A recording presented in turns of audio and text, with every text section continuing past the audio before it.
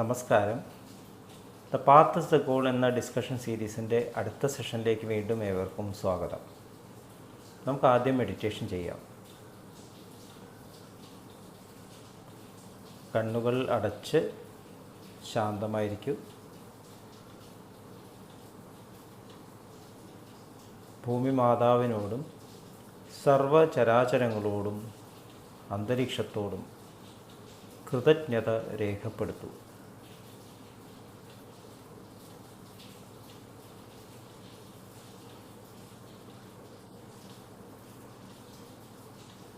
ഭൂമി മാതാവിൽ നിന്നുമുള്ള healing energy കാലുകളിലൂടെ പ്രവേശിച്ച് ശരീരം മുഴുവൻ വ്യാപിക്കുന്നതായും ശരീരത്തിലെ എല്ലാ ഭാഗങ്ങളെയും എല്ലാ കോശങ്ങളെയും റിലാക്സ് ചെയ്യാൻ സഹായിക്കുന്നതായും അനുഭവിക്കൂ.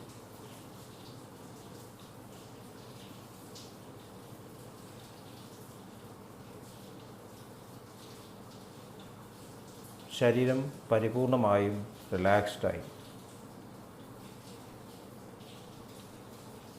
ഈ റിലാക്സേഷൻ ഹൃദയത്തിൽ അനുഭവിക്കൂ. ശ്വാസം ദീർഘമായി ഉള്ളിലേക്കെടുക്കൂ. ഹൃദയത്തിൽ സ്നേഹം നിറയുന്നതായി അനുഭവിക്കൂ. ശ്വാസം പുറത്തേക്ക് വിടുമ്പോൾ സ്നേഹം പ്രപഞ്ചം മുഴുവൻ വ്യാപിക്കുന്നതായും അനുഭവിക്കൂ.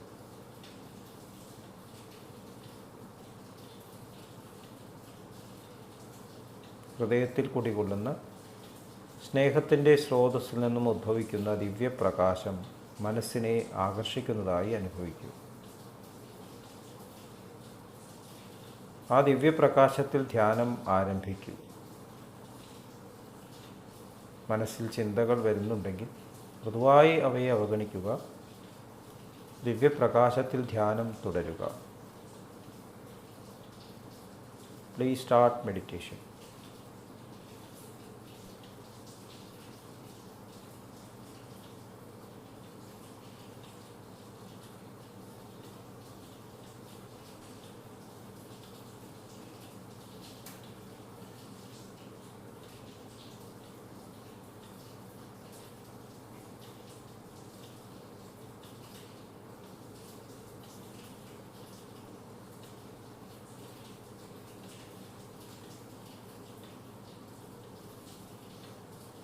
ഓക്കെ.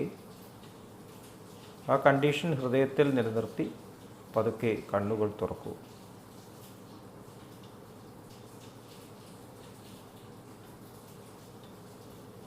എല്ലാവരെയും ഹാർദമായി ഹാർട്ട്ഫുൾനെസ് സഹജമാർഗ് മെഡിറ്റേഷൻ സിസ്റ്റത്തിലേക്ക് സ്വാഗതം ചെയ്യുന്നു. എങ്ങനെ ഈ സിസ്റ്റത്തിൽ ജോയിൻ ചെയ്യാം എന്നതിൻ്റെ വിവരങ്ങൾ ഡിസ്ക്രിപ്ഷൻ ബോക്സിൽ കൊടുത്തിട്ടുണ്ട്. നമ്മൾ ലിവിങ് ദ ഗോൾ ആണ് ഡിസ്കസ് ചെയ്യുന്നത്. ആ ലക്ഷ്യത്തിൽ തന്നെ നിലകൊണ്ടുകൊണ്ട് ജീവിക്കുക. അപ്പം അതിൽ സഹജമാർഗത്തിലെ 10 പ്രമാണങ്ങളിലൂടെ കടന്നുപോയിക്കൊണ്ടിരിക്കുകയാണ്. ആഹാരത്തിൻ്റെ പ്രാധാന്യം നമ്മുടെ പ്രോഗ്രസ്സിന്, സ്പിരിച്വൽ പ്രോഗ്രസ്, അതായത് മനസ്സിൻ്റെ ഉയർച്ചയ്ക്ക് ആഹാരത്തിൻ്റെ പ്രാധാന്യം.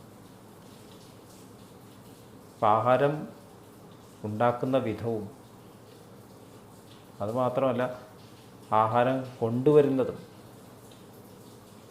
അത് ലഭിച്ചിട്ടുള്ള വഴിയും എല്ലാം ഇമ്പോർട്ടൻ്റ് ആണ്. സത്യസന്ധതയോടെയും സാത്വിക ബോധത്തോടെയും ആർജിക്കുന്നത് നിരന്തര ഈശ്വര സ്മരണയും ഭക്ഷിക്കുന്നതിൽ ശ്രദ്ധിക്കുക. ഇതൊക്കെ വളരെ ഇമ്പോർട്ടൻ്റ് ആണ്. അപ്പോൾ ഇത് പ്രാക്ടീസ് ചെയ്താൽ മനസ്സിലാവും. അപ്പോൾ ഞങ്ങളുടെ വീടിൻ്റെ ഒരു ഉദാഹരണം പറഞ്ഞുതരാം. ഇപ്പോഴും അങ്ങനെ തന്നെയാണ്. അച്ഛനും അമ്മയും ഉള്ള കാലത്ത് രാവിലെ ഭക്ഷണം അമ്മ തയ്യാറാക്കും. ഞങ്ങൾ 7 മണിക്കൊക്കെ സ്കൂളിൽ പോകേണ്ടി വരാറുണ്ട്. നേരത്തെ എണീറ്റിട്ട് രാവിലത്തെയും ഉച്ചയത്തെയും ഭക്ഷണം റെഡിയാക്കും.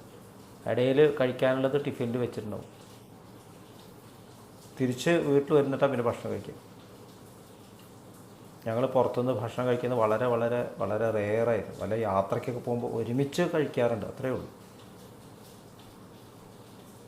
അപ്പോൾ അത് പിന്നീട് അങ്ങോട്ട് കണ്ടിന്യൂ ചെയ്തുകൊണ്ടിരിക്കും. ഞാൻ ഹോസ്റ്റലിൽ താമസിക്കുന്ന കാലത്ത് തീർച്ചയായിട്ടും വീട്ടിലത്തെ ഭക്ഷണം കഴിക്കാൻ സാധിച്ചിരുന്നില്ല.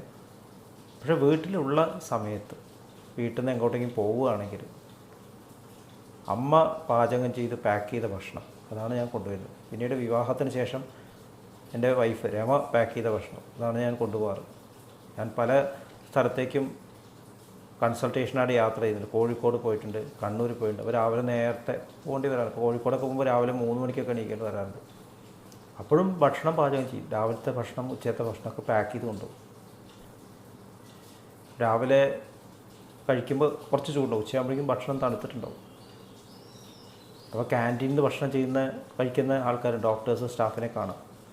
കോഴിക്കോട് നിന്ന് വരുന്ന ആൾക്കാർ തന്നെ ക്യാൻറ്റീനിൽ നിന്ന് കഴിക്കുന്നവരുണ്ട്. ചുടുക്കനെ കിട്ടും. ഞാൻ കൊണ്ടുവരുന്ന ഭക്ഷണത്തിൽ ചൂടില്ല. പക്ഷേ ആ ഭക്ഷണത്തിൻ്റെ പുറകിലുള്ള ആ ഒരു മനസ്സ്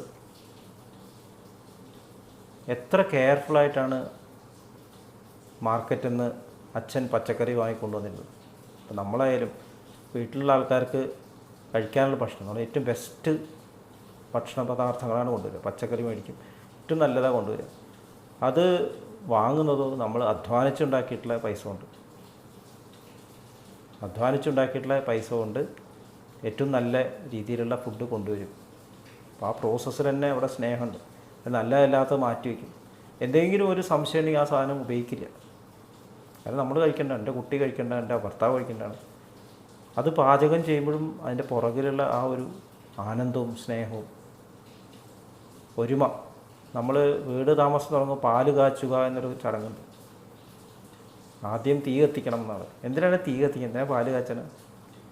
തീയാണ് എല്ലാത്തിനും യോജിപ്പിക്കുന്നത്. അടുക്കളയിൽ തീ കത്തിയില്ലെങ്കിൽ പെരയിൽ സമാധാനം ഉണ്ടാവില്ല എന്ന് പറയും. ഇപ്പോൾ അടുക്കളകൾ വർക്ക് ചെയ്യാതെ തുടങ്ങിയിരുന്നു. എല്ലാവരും ഓൺലൈൻ ബുക്ക് ചെയ്ത് ഭക്ഷണം കൊണ്ടുവരിക. അപ്പോൾ വീട്ടിൽ തീ കത്തുന്നില്ല, യോജിപ്പില്ല. ഭക്ഷണം യോജിപ്പിക്കുന്ന പോലെ നമ്മൾ യോജിപ്പിക്കുന്നത് അടുക്കളയാണ്. തീന്മേശയിൽ എല്ലാവരും ഒരുമിച്ചിരിക്കാൻ പറ്റുന്നില്ലെങ്കിലും എല്ലാവരും ഒരുമിച്ചുണ്ടെന്നുള്ള ബോധം. അതേ ഭക്ഷണം തന്നെ എല്ലാവരും കഴിക്കുന്നത്. ചിലപ്പോൾ എല്ലാവരും ടേസ്റ്റ് പറ്റിയതാവില്ല. ഇപ്പോൾ എനിക്ക് കുട്ടിക്കാലത്ത് ഇഡ്ഡലി അത്ര ഇഷ്ടമായിരുന്നില്ല. പക്ഷേ എങ്കിലും ഇഡ്ഡലി കഴിക്കും. അല്ലെങ്കിൽ ആ സമയത്ത് ചോറുണ്ടെങ്കിൽ ചോറ് കഴിക്കും. തല്ലുപിടിയൊന്നുമില്ല. ഞാൻ ഇടയിൽ തർക്കം ഉണ്ടെങ്കിലും അമ്മ അതിൽ ഇടപെടുന്നു, ഉള്ളത് കഴിക്കടാ എന്ന് പറഞ്ഞു. അപ്പോൾ എല്ലാവരും ആ തീന്മേശയിൽ ഇരുന്നിട്ട് ആ സ്മരണയിൽ അച്ഛനെയും അമ്മയും ലിസൺ ചെയ്ത് കഴിക്കുക.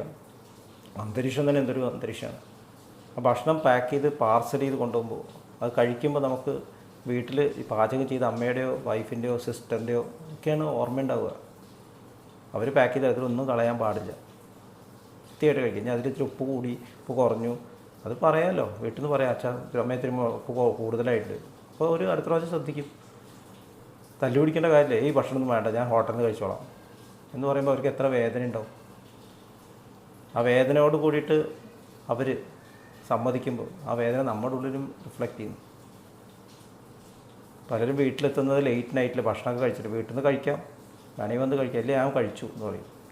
അപ്പോൾ വീട്ടിൽ യോജിപ്പില്ലാതിരിക്കാൻ, സ്നേഹം വരാതിരിക്കാൻ, ഹാർമണി ഇല്ലാതെ ഇരിക്കാനുള്ള കാരണം ഭക്ഷണത്തിൽ നിന്നാണ്.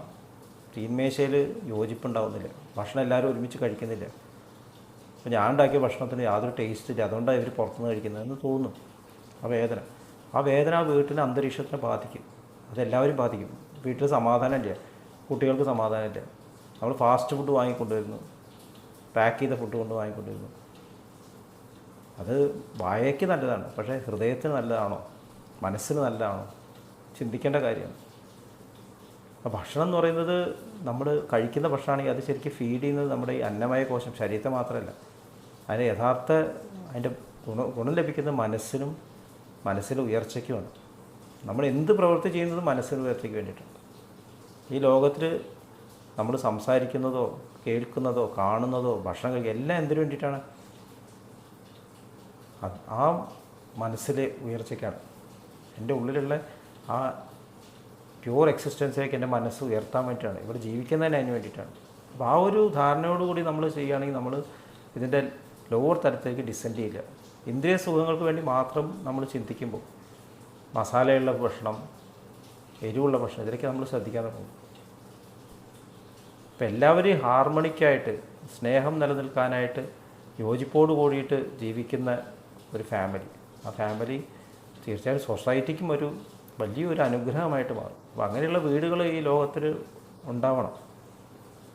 എപ്പോഴൊക്കെ സാധിക്കുന്നോ ഒരുമിച്ച് നിന്ന് ഭക്ഷണം കഴിക്കണം, എപ്പോഴൊക്കെ സാധിക്കുന്നോ ഭക്ഷണം പാക്ക് ചെയ്ത് കൊണ്ടുപോകണം, അത് തന്നെ കഴിക്കണം. ഹോട്ടലിലേക്ക് പോവുകയാണെങ്കിൽ ഒരുമിച്ച് പോവുക, ഒരുമിച്ച് ഷെയർ ചെയ്ത് കഴിക്കുക. അപ്പോൾ ആ ഒരു രീതി നമ്മുടെ ജീവിതത്തിൽ കൊണ്ടുവരികയാണെങ്കിൽ നമ്മുടെ സ്പിരിച്വൽ പ്രോഗ്രസ് വളരെ വളരെ ഇമ്പോർട്ടൻ്റ് ആയിട്ട് മാറും. കാരണം അതൊക്കെ പ്രസാദമാണ്, മനഃപ്രസാദം. പ്രസാദം എവിടെയാണ്? മനസ്സിലാണ്, കഴിക്കുന്ന ഭക്ഷണത്തിലല്ല. അപ്പോൾ അമ്പലത്തിൽ പോയിട്ട് പ്രസാദം കൊണ്ടുവരുന്നു, ക്ഷേത്രത്തിൽ പോയിട്ട് പ്രസാദം എവിടെയാണ്? പ്രസാദം എൻ്റെ ഹൃദയത്തിലാണ്.